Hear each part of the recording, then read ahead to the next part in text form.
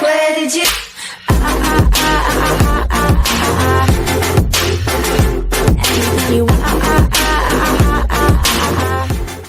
Clive Maund, the astounding trader's positioning in silver. Clive says he's seeing something he hasn't seen before with positioning in silver, and it's setting the stage to see a melt up soon. Here are the details. The latest gold and silver cots and hedgers charts are quite simply astounding. We have not seen anything like it since the site started 15 years ago. In addition, short selling of gold and silver by futures traders is at record levels by a huge margin at a time when bullishness towards the dollar is also at extreme levels.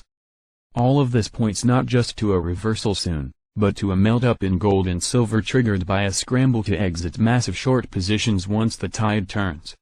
We are going to concentrate on silver in this update, because that is where we see the most extreme positions on the cot and hedgers charts. Starting with the 6-month chart for silver, we see that just going on the silver price chart alone, it still looks awful, with the price breaking down into another down leg last week within the downtrend shown.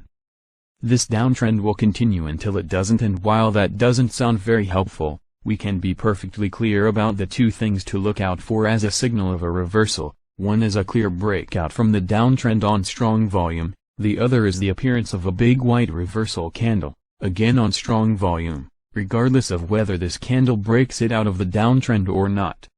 Latest cots and hedgers charts indicate a high probability of either of these technical developments occurring soon. The latest silver cot chart is the most bullish we have seen in the 15 years the site has been in existence. Until the past 2 weeks we never saw the commercials net long silver, yet last week they added 2 long positions to the extent that they are now significant, and even more significant given that the large specs now have sizable short positions, and they are always wrong. If you think that the silver cot chart is surprising, try the latest silver hedgers chart, where we see that big commercial hedgers, who are normally right, now have their most bullish positions ever during the life of this chart, which goes back about 24 years. Now, you might fairly say, well, silver's cot chart was also strongly bullish back in the spring, looking similar to now, and nothing came of it. Worse, it turned out to be a trap. True, but there was one big difference, which was that gold's cot was definitely not bullish back then. Now, as we will see below, it most definitely is, and gold therefore looks set to rally along with silver. Gold's latest cot chart shows that the commercials are starting to go long for the first time since at least 2001. This is a very bullish indication indeed and gives added weight to the strongly positive cot and hedgers charts for silver. You might argue, why can't the pendulum keep swinging in the other direction until the commercials have built up really big long positions and the large specs have built up very big short positions? Which is on the face of it a reasonable argument. The first point to make regarding this argument is that they have never done that in all the time we have been watching these markets, and a second crucial point is that, not shown on these charts, futures traders have built up massive record leveraged short positions in both gold and silver, that far exceed previous records, and as Adam Hamilton has just pointed out in his timely if long-winded update, record gold, silver shorts.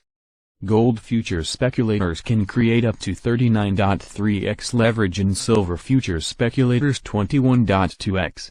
This enormous leverage is what has driven gold and silver lower and lower in the recent past, but don't forget that this leverage works both ways, and as soon as the metals turn up, the prospect firstly of their profits quickly evaporating and them then facing wipeout will act as a powerful motivating factor to drive a tidal wave of short covering, leading to a dramatic spike in gold and silver.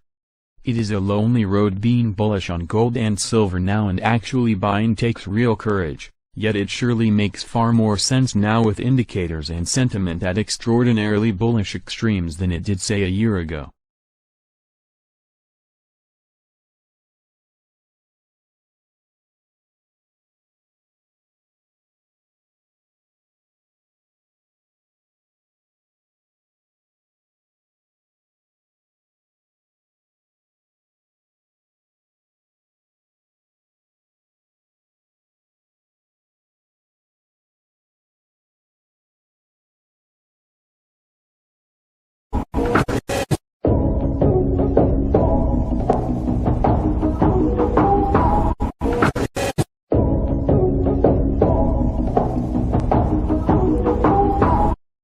Is the terminal meltdown of silver underway?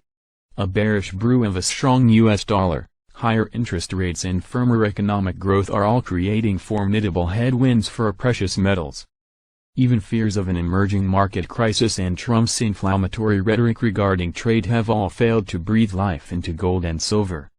While gold recently recovered to be trading at over the psychologically important $1,200 per ounce mark, silver remains stuck below $15 an ounce and plumbing prices not seen since the massive commodities slump of early 2016. This has led to claims by some analysts that it offers a stellar investment opportunity because it will rally substantially. It is difficult to perceive any positive catalysts for silver that will act as a powerful tailwind for the precious metal, however. Now what? Among the most significant problems facing silver is that the traditional relationship with gold appears to be breaking down. This is because unlike gold, it possesses considerable utility that sees it consumed in a wide range of industrial applications because of its conductive properties. These include the fabrication of electrical and electronic components, photography and solar cells. Nonetheless, industrial demand for silver has not risen as strongly as predicted, and in fact between 2013 and 2017 demand was 1% lower. This was primarily because of declining consumption in electrical and electronic processes, which had fallen by a notable 9% over that period and a whopping 12% reduction of its use in photography. Even the rapid growth and demand for its employment in the fabrication of photovoltaic cells failed to make up for this drop. There are signs that industrial consumption of silver could fall further as manufacturers seek lower-cost substitutes. There has also been a sharp downturn in demand for silver bullion for investment purposes, with the consumption of silver in coins and bars plunging by 37% between 2013 and 2017. This can be attributed to a range of factors, key being a saturated retail investment market in silver bullion and the massive surge in the popularity of Bitcoin as well as other cryptocurrencies. It is speculated that the rapid growth of digital currencies has attracted large volumes of investable funds, which would traditionally have been directed to alternate assets like silver. Meanwhile, as demand has declined, supply has grown to cause the physical supply deficit that existed over the last 4 years become increasingly smaller. For 2017, it was roughly a fifth of what it had been in 2013, and there are signs that it will continue to diminish. This is because production is growing at decent clip as miners move to ramp up output despite weaker prices. By 2017, silver production from mining was more than 3% greater than what it had been in 2013, and there is every sign that it will keep growing. Despite weaker silver, primary silver miners are focused on boosting production.